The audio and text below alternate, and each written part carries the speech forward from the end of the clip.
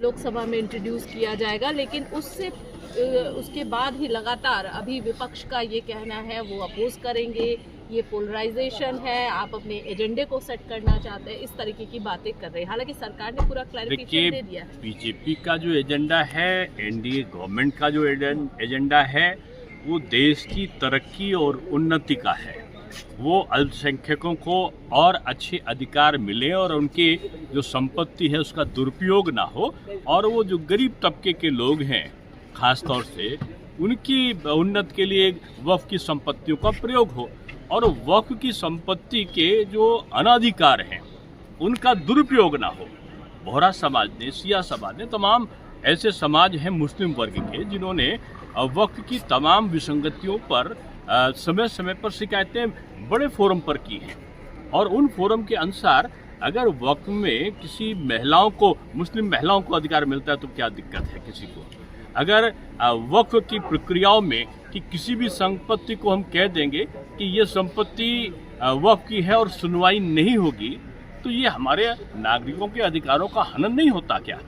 नागरिकों के जो सभी हिंदू मुस्लिम कोई भी धर्म के लोग हैं उनके अधिकारों का संरक्षण हो, और किसी भी प्रकार की संपत्ति का, किसी भी प्रकार के कृत्यों का दुरुपयोग ना हो।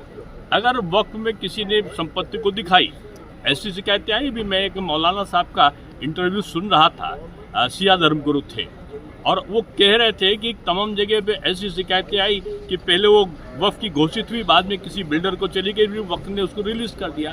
इस प्रकार के अनाधिकार नहीं होने चाहिए। जहाँ पर भी एक पारदर्शिता हो, पवित्रता हो, सरकार की मंशा कभी भी किसी चीज के हक को रोकना नहीं है। संशोधन और सुधार, ये नियम एक सतत चलने वाली प्रक्रिया का नाम है, और यही पारदर्शिता मोदी सरकार की सबसे बड़ी विशेषता है।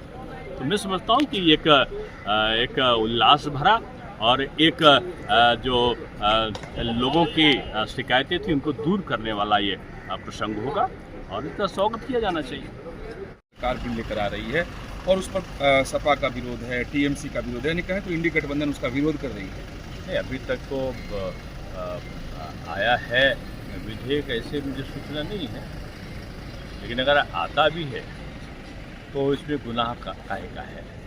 हम किसी चीज़ को क्या जिंदगी भर के लिए एक ही चीज़ थोड़ी बनती है। अगर हम मुस्लिम वर्ग के सहयोग के लिए ही कोई कुछ करना चाहते हैं तो इसमें आपत्ति क्या है। मुस्लिम वर्ग की महिलाओं को भी अधिकार मिल जाए, उसमें संशोधन हो जाए, उनकी जो गरीब मुस्लिम वर्ग के लोग हैं उसके लिए उनकी संपत्तियों का प्रयोग हो, इसमें हर्जा क्या है। भारत की सलामत नहीं, भारत में कयामत चाहते हैं, और सलमान की ये इच्छा पूरी नहीं होने वाली।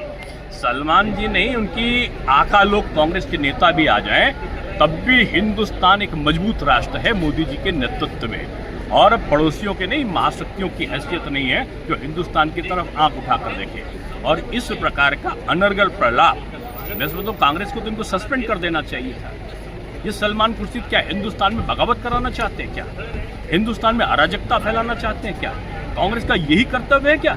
हर चीज में राजनीति ढूंढो, और राजनीति ढूंढ के बदनाम करो, अफवाह करो, अफवाहों के सरगना बन गए सब। मैं समझता हूँ कि विपक्ष को सकारात्मक रवैया अपनाना चाहिए। इससे बांग्लादेश का उदाहरण दे रहे हैं कि जैसी स्थिति बांग्लादेश में होगी वही स्थिति भारत में होगी। इनकी हैसियत नहीं है कि ये सपना भी देखे। यहाँ पर हिंदुस्तान में जब तक मोदी है और हिंदुस्तान की बहादुर सेना है और हिंदुस्तान में राष्ट्रभक्तों का जमावड़ा है, हिंदुस्तान की तरफ आंख उठा नहीं सकता। वो नेहरू जी के जमाने वाला नहीं है कि चीन आके हमारी जमीन छीन कर ले जाए।